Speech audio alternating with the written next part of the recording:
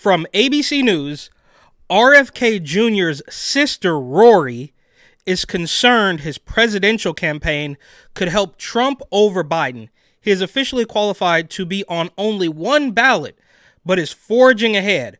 April 1st, 2024, Will McDuffie. And exactly one day later, again, from ABC News, the same guy, not like it matters, they're all ABC News hacks, they get their marching orders from the top down, but in this one they say, RFK Jr. suggests Biden is much worse threat to democracy than Trump, citing social media case. Trump's push to overturn his election loss wasn't as bad, Kennedy indicated. Now, it's pretty clear that the establishment media as a whole, their entire goal is to get rid of Donald Trump, which I guess they successfully did one time, but he's back and they're really struggling with it even more now because people can see exactly what's going on. But how obvious could you be? These are posted 24 hours apart, approximately, but I'd be willing to bet that this actually happened first. The threat to democracy, you know, Biden is worse of a threat to democracy. It's all nonsense, but he is... I mean, they're literally projecting everything they're doing clear across the aisle. But they want us to believe that these two stories are, I guess, not related at all as a part of their takedown of the Orange Man. Anyways, let's go back here and see what, and just for the record too, let's not forget, George Snuffleupagus or whatever his name is, literally worked in the Clinton White House to destroy the women who were accusing him of sexual assault, donating to the campaign or the foundation or whatever while reporting on them and not disclosing that to viewers. An extraordinary apology from George Stephanopoulos live on Good Morning America. He admitted that he donated $75,000 to the Clinton Foundation and failed to disclose it even as he reported on the controversies surrounding the foundation. But I should have made additional disclosures on air when we covered the foundation. And I now believe that directing personal donations to that foundation was a mistake. Even though I made them strictly to support work done to stop the spread of AIDS, help children, and protect the environment in poor countries, I should have gone the extra mile to avoid even the appearance of a conflict. I apologize to all of you for failing to do that. His stint as a trustworthy journalist is long gone. Nobody trusts this guy, and they still want us to believe that these people are reporting the news for Americans. Absolute insanity. It's called the Blue-Anon Fix, which explores how a groundbreaking drug treatment program in the 1950s evolved into a cult. We're going to speak with the director, Academy Award nominee Rory Kennedy, after this preview. Okay, so yeah, Rory Kennedy is there to sell a documentary, much like all of the White Rule Rage guys were there to sell a book as well as push their divisive agenda. So let's watch the Blue-Anon Fix. Excuse us, thank you. Founded in 1958 by Charles Chuck Dieterich, Blue-Anon was the first residential drug treatment program in the U.S. My dad, Chuck's story, and Blue-Anon's story. It's a big, beautiful, tragic story. But as Blue-Anon grew in popularity, amassing thousands of members, Dieterich grew more unstable. Allegations of violence, child abuse, and attempted murder. Wait, so it ballooned into a cult? Really? Were leveled at the organization. He did bring Blue-Anon down around him. But all of us in Blue-Anon, he couldn't have done it without us. And I don't know which is worse, right? This woman going on the talk show circuit to push a movie she created or to bash her own brother. And I guess most of them in the Kennedy family, that is, has kind of learned their lesson after one of their elders was assassinated by the regime, and the rest knew, okay, we better not step out of line. Meanwhile, RFK, who sounds like he's about to die, is doing just that. Enabling him. Now a new docuseries, The Blue-Anon Fix, Did the Cure Become a Cult?, explores what happened through the eyes of those who lived it. Okay, I'll do one. The Blue-Anon Fix. Did the Democrats become a cult? A lot of really smart, talented, educated people. All did things we would never do now, you know. I mean, how does that happen? Because that's not how it started. And Rory Kennedy joins us now. Rory, thanks for coming back to GMA. What drew you to this story? Oh, bro, disgusting. I try not to make, ad hominem, I don't know, attacks and surface level appearance jokes. But yikes, bro, this woman, she looks like a female version of Beavis. Is it Beavis or Butthead? Well, it's a fascinating story, George, as you can see, and it's not just... And she kind of sounds like RFK, but she's not quite at the level of I'm about to die like he is. Just a typical cult story. It's really this story of this innovative drug treatment program. There was a heroin epidemic in California at the time in 1958, and there was nowhere for these... Oh, well, not much has changed, right? They've added a couple, they've injected some additives to the H-bombs, but seems like the same thing. These folks to go. There were no drug treatment programs in the United States. People went to jail or to mental hospitals or they died. And Chuck Dietrich, the leader of this so-called cult, brought them in, had an innovative program, and saved a lot of lives. And I could also make the argument that she probably knows a lot about cults, because if the elder Kennedy was assassinated by the regime, she now knows that you are part of this and you are not going to buck this trend. You are in the cult. Otherwise, you're going to get the same thing that he got. And what drew people to him? What was the source of his power? Well, he had come... I also like a little bit of bait and switch here. RFK Jr.'s sister Rory concerned about Trump, Biden, blah, blah, blah. And then they spend the first 2 minutes talking about some weirdo movie she's pushing. From AA, he had been an alcoholic, and his experience going to AA programs, which he did for many years, and got a lot out of them, but he felt like they weren't confrontational enough, and people were able to tell their stories, but he didn't feel like those stories were always so authentic, and wanted to challenge people and have people challenge. Oh, bro, she's like Beto O'Rourke meets Beavis meets Newsom. Oh. Challenge him. So he started these programs out of his home, basically, where they were like AA programs, but you could attack people and you could challenge people. And I think in addition to that, he was enormously charismatic and people were drawn to him. They came in, they wanted to stay, and many of them got off drugs. And despite these allegations of abuse and all this violence you show in the documentary, most of the people you spoke with don't regret getting involved with Synanon? I'm sorry. How is anybody taking George Snuffleupagus seriously? I mean, give me a break, bro. You should have been off the air along with Brian Williams blatantly lying, and Tiffany Cross and Andrew Gillum, who failed at running for governor, was caught doing meth and liquid Viagra in a Miami hotel room. How is anybody taking these people seriously at all? This man is a hack, to put it nicely.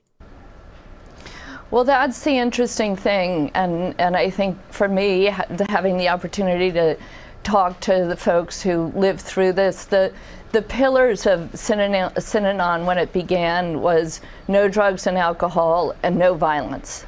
And by the end, they had bought more fire. Oh, no drugs and alcohol and no violence. That's kind of like how New York City Mayor Eric Adams gave the debit cards to the new coming asylum seekers that just want to work, but I am not allowed to let them work. But they have to promise to use the debit cards for just baby food and shoes for the kids. That's a promise. Firearms than anybody in the history of California, and there was an open bar in the facility.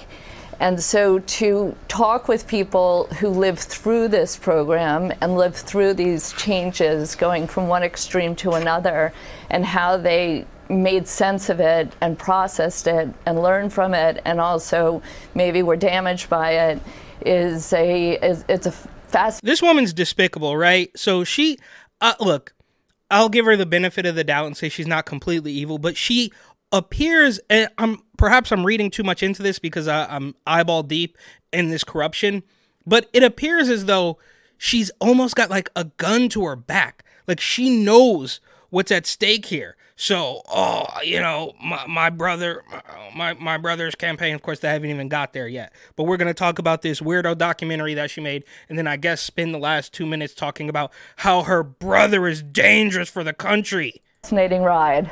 And you also say that we're seeing the kind of dynamic we saw in Synanon with a cult-like leader playing out in our politics today. Oh, so George Stephanopoulos, the old Clinton workhorse fixer who worked his hardest, wrote books about it, went to bat for Clinton against all of the women who were trying to take him down, and I'm sure more than just that, and then goes on ABC, pretends he's a neutral arbiter, then donates to the campaign, and then says something along the lines of, well, I did that just to help the third world emerging countries with climate change or whatever nonsense. We should have made additional disclosures on air when we covered the foundation. And I now believe that directing personal donations to that foundation was a mistake. Even though I made them strictly support work done to stop the spread of AIDS, help children, and protect the environment in poor countries. And this guy wants us to know that there is a cult-like figure in our politics. Now, I could make the argument, I guess that's Bo Jiden, because he's the one telling you that, oh, Transgender Day of Visibility, which of course is their final most essential ask. But the idea that you don't let anybody, Ronna McDaniel can't go on NBC, Candace Owens can't go on The Breakfast Club, you don't want anybody to speak their piece, you don't want anybody to make any points, which seems incredibly cult-like to me, but let him tell it, it's Orange Man. Well, I think so. I think we are seeing the cult of personality, and what I've learned in making this documentary is... And also, I'm sorry. That was a terrible transition. I want to go back a couple seconds because he's talking about the documentary and then saying, oh, yeah, well, that's a cult, and then so is this in our politics. All right, bro. I also say that we're seeing the kind of dynamic we saw in Synanon with a cult-like leader playing out in our politics today. Well, I think so. I think we are seeing the cult of personality, and what I've learned in making this documentary is that in times where there's uncertainty and it feels precarious, the world around us, that people are drawn to alternative models. There are supposedly... Why is she shaking like a chihuahua? And maybe that's part of it. Maybe that's part of why she seems scared. Part of why it seems like she's talking with a gun to her back. She's sitting there shaking like a chihuahua. 10,000 cults in the United States today. So I think there's a lot of people who are drawn to different leadership and being pulled into ideas that maybe aren't consistent with their moral compass. And we're supposed to believe that you are going to bat against your own brother because Orange Man Bad is a cult leader? What? And I think we can learn a lot from this program about what's happening in the world today. One other question about what's happening in the world today before you go. Your brother, of course, Robert F. Kennedy Jr. is running for president right now. You say this is the most important election of our lifetime and that a vote for your brother is actually dangerous? Well, it's dangerous. Okay, so Trump is dangerous. He's a threat to democracy. But voting for her own brother is also dangerous because that could take away from our establishment candidate of choice, our empty suit hack puppet of choice. My biggest concern with Bobby's run is that he is going to take votes away from Biden. And I think this election is going to come down to a handful of votes in a handful of states. And I am concerned that voting for Bobby is going to take votes away from Biden and lead to a Trump election. And I'm very concerned what that will do to our country and to the world over the ensuing 4 years. Absolutely despicable. Think about the power the regime has to make this woman go against her own brother because that could take away from Bo Jiden. It's very similar to the story in Oakland when an ACLU lawyer had bullets whizzed through her house, but she continued to proclaim she was a progressive, even though the results of her policies, the results of her positions came right to her front doorstep. A criminal justice advocate in Oakland is speaking out about being caught in gun crossfire. ACLU attorney Alyssa Victoria says she's thankful for another day of life after a bullet went through 2 walls of her home last night while she and her family were inside. Victory posted photos of the aftermath on X. She tells KTVU this happened during a shootout just outside of her East Oakland home around 10:30 on Friday night. Thankfully, no one was hurt. And here's one more. So from the very next day, like I said, same guy, as if it matters, still ABC. RFK Jr. suggests Biden is much worse threat to democracy than Trump, citing social media case. And is that a bad argument? They want you, of course, the radical transformer agenda is their final and most essential ask, but they want you to, of course, not believe your lying eyes. The people are not being represented. That's how I feel. The people are not being represented. The people have to decide. And it seems like little by little, tiny bit, that the mainstream media, even ABC, I can't believe I'm saying this, is coming around just a tiny bit because they realize how bad it's getting and how much they have to compete with people all over YouTube and Rumble and Vimeo or whatever it is. So they have to inch back towards sanity while also pretending they never went insane. And there's several stories from Newsweek I also want to take a look at. And Newsweek was never the worst offenders of the fake news, but now they're reporting like a little bit of truth, which could get them in trouble. Different story. To take back the power in this country. All we've seen is us against them. The lies, the dissonance, the hypocrisy of it all. There is nothing keeping me supporting the Democratic Party right now. Is the 2024 general... In fact, not only is there nothing keeping anybody supporting the Democratic Party, they're actively pushing people away with their radical positions and their empty suit hack who's catering to murderous, illegal alien criminals. Election approaches, it looks eerily familiar. A January poll found that 37% of voters would be somewhat or very likely to consider supporting a third-party candidate if Joe Biden and Donald Trump were the nominees of the two major parties. Having two candidates who are both sort of underwater in terms of their favorability with the public. And they always say that, oh, the people don't like either candidate. That's just not true. That is the nice version of them saying even Democrats don't like Joe Biden. And you can look here. Just on the sidebar, oh, Trump secures bond, Trump trial date, Manhattan DA, Hope Hicks, timeline, special probe. It's like everything they do is all about getting Trump via lawfare because they know they can't win. And that's why they shut people up. That's why they've been screaming, oh, Trump is a threat to democracy, when the guy who could arguably be more of a danger to them than Trump, RFK Jr. said Biden and the elites, the establishment, are very dangerous. That, I think, does open the door to third-party candidates. So, does a third-party candidate have a shot at the White House? How could a third-party candidate influence the election? You know, in 2016, a lot of people have talked about Jill Stein, who was the Green Party nominee. It's pretty hard to actually make the case that she decided that election. I think there is perhaps a better argument or more discussion about the 2000 election where Ralph Nader was the Green Party nominee. And here's the thing, is like, I have no problem with a third party candidate, but I have to be honest, Trump's just funny. He's just funny, bro. Like, you can agree or disagree as far as policy is concerned, but that ship has sailed and he wins on policy. That's why they don't want to talk about policy. But he's just funny, he's charismatic, and he kicks down sandcastles, he pulls the curtain wide open. He is quite literally the Kanye West of politics. So if there were another third-party candidate who didn't sound like he was on his deathbed, maybe we could go that way. But this one's over. And you had an unbelievably close 537 vote margin in Florida. The Democratic Party is going to have to calculate the prospect of losing more votes to the Green Party. And I didn't realize way back in the day when I was a kid, I had no idea, how despicable and how corrupt this entire thing has been. Now, I could also make the argument it's probably gotten worse in the past 2 decades, but I think before everybody had an iPhone in their pocket, nobody really knew just how bad it was. And I could also say that even today in 2024, we don't know how bad it really is. If they don't respect the progressive wing of their party in future elections.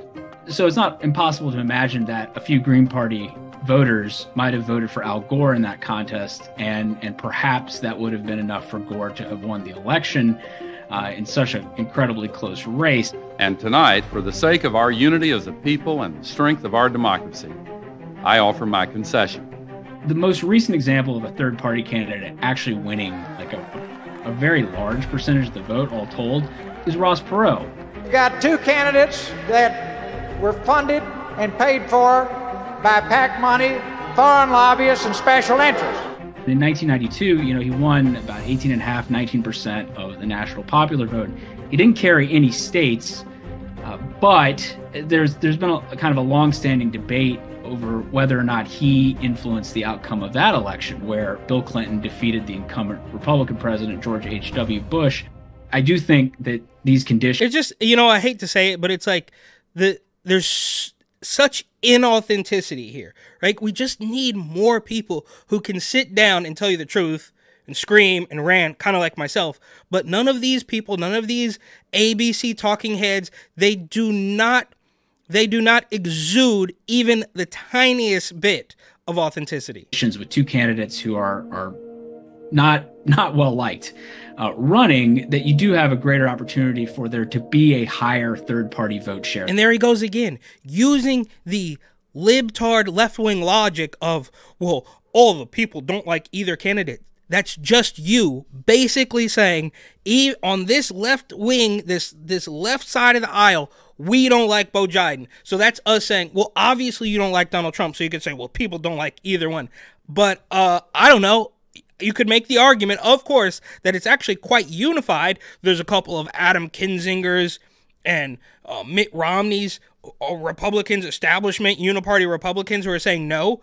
But I think you could go to any Trump event, any rally, and there's going to be a lot of unity, but they are pretending that, well, nobody likes either one. It's just not true.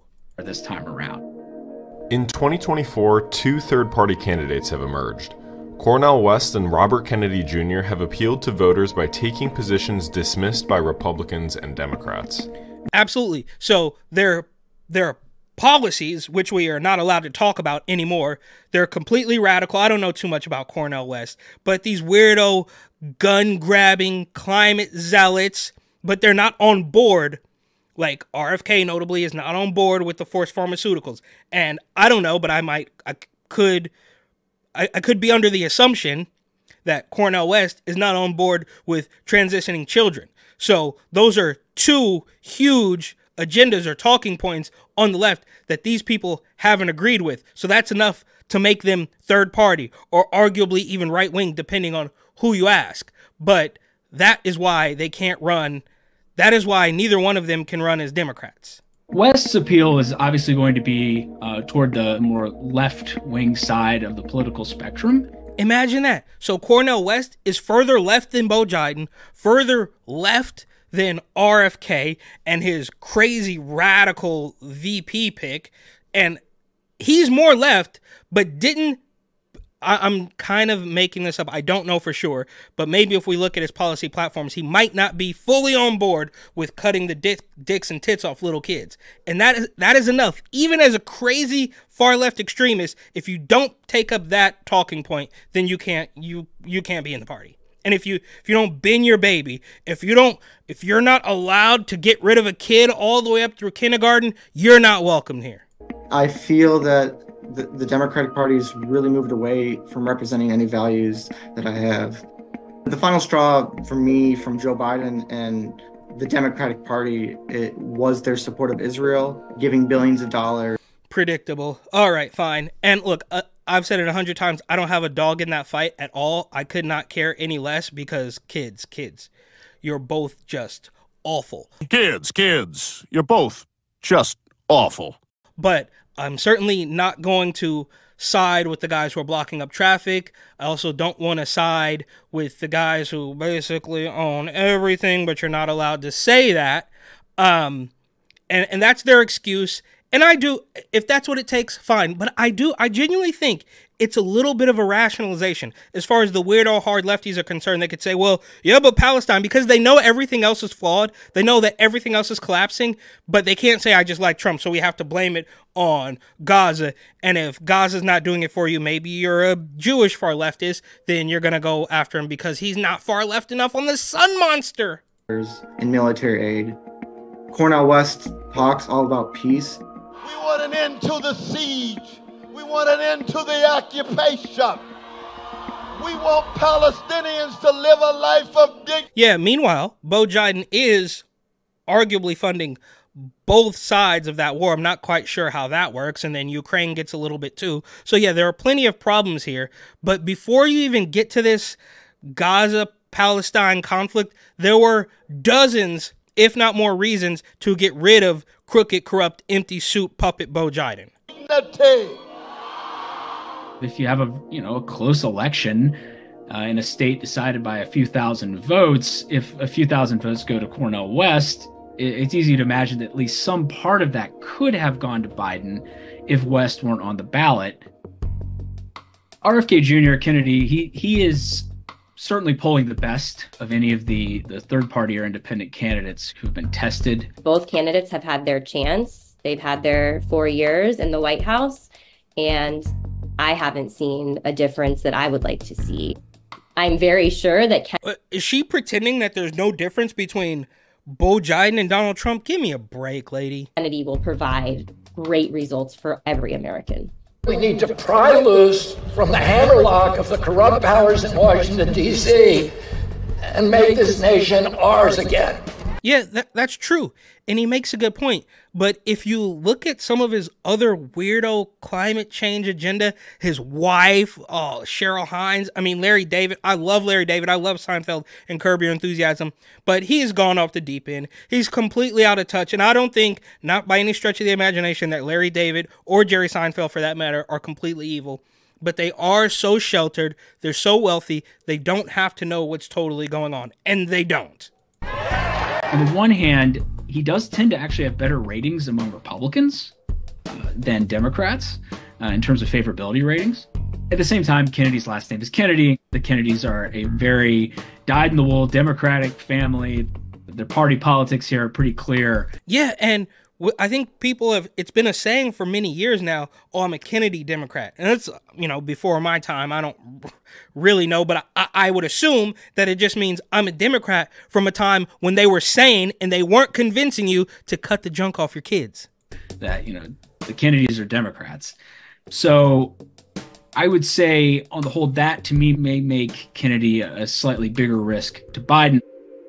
In addition to the candidates, a nonprofit group called No Labels is considering running what they call a unity ticket, in which ideals of both parties will be represented. No Labels is a bipartisan group that has existed for a while now that's been sort of trying to find a way to break through the Look at that. Common sense behind him. Can't have that. The very polarized partisan morass of our current politics. But the hyper-partisan nature is because of the media. Yes, the Democrats have gone completely insane since the advent of Donald Trump, but it's only been amplified by the media. If the media weren't on television for the past 8 years telling you that anybody with a red hat is racist, it wouldn't have gotten this bad. And then they want to say, well, how can you vote for a man with 91 charges? You did all that. It's the classic example of somebody who will steal from your house and help you look for what they stole, or bash your kneecaps, give you a wheelchair, then ask for an apology and send you a bill. I want to see us have somebody that is willing to work with the other side, gain respect. We had that. It was the media. Are you going to sit here and tell me that Orange Man, Art of the Deal, wasn't willing to work with somebody who made even a tiny bit of sense? Donald Trump is not a scary, hard, right-wing, racist Republican. He is a New York City Democrat from 1986. Show respect. Collaborate. Biden and Trump are throwing salvos. They're not saying what they stand for. Trump's assault. That's just not true. You can run the footage left and right Oh yeah, okay, Orange Man, he does a little stand-up bit, he does some jokes, but he's telling you constantly what he plans to do. On my first day back in the White House, I will terminate every open borders policy of the Biden administration, stop the invasion on our southern border, and begin the largest domestic deportation operation in American history. All democracy isn't just part of his past. It's what he's promising for the future. But we know that Joe Biden has always been too mentally incompetent. It's just... And that's putting it nicely, right? Like, saying Beau Biden is mentally incompetent is putting it nice. Because as far as I can see, he's completely evil, compromised, and corrupt, which I guess is all part of the same thing. Rhetoric. The wonderful thing that No Labels has done is they put together a common sense policy handbook that outlines several of the things they stand for. Obviously, if candidates are brought forward, they... And look how desperate the left-wing establishment media has become. Well, look, oh, common sense, no parties, that's what we want to do, right? 2 years ago, you were trying to convince us that, oh, he's going to be in jail, oh, the Mueller report, oh, the P-tapes, oh, Stormy Daniels. But all of that has gotten you, you've painted yourself into a corner, and now you're saying, well, how about we do common sense? No, it's too late. They have to identify with that and relate to that because that's what we're accustomed to. They don't have a candidate yet. They don't have a nominee. They might not even choose to offer their ballot line to a candidate, which is sort of the way they've been framing it. I will say, wait, go back. This guy, he does have a nice color shirt there. Line to a candidate, which is sort of the way they've been framing it. An October poll found that 63% of Americans feel there's a need for a third political party. But in a separate February poll, no third-party candidate polled higher than 10%. Having a big name would be very helpful for No Labels. The problem is, who is that big name? And think about how awful the Democratic Party has to be to push out a Kennedy, right? Kennedy was damn near synonymous with the word Democrat, but he's too extreme because he didn't push the forced pharmaceutical hard enough. He's a conspiracy theorist, so he's got to go. Even though they were literally the name, the family of the Democratic Party, but those days are long gone, and now you have his sister being strong-armed into telling folks that her own brother is too extreme for the party because she would rather have Beau Biden. While the country clearly has dissatisfaction with the two major party candidates and people are not pleased, at the end of the day, both Trump and Biden are pretty popular among their party. I don't know about that. As a whole, I do think that in the long run, it is not impossible that a third-party candidate could break through. I think it's difficult to imagine in our current political climate. Absolutely wild. The ABC, the mainstream media, is now saying, well, let's do a third-party candidate because that's how terrible our guy and us as a whole have been. Political parties are a lot weaker today than they used to be.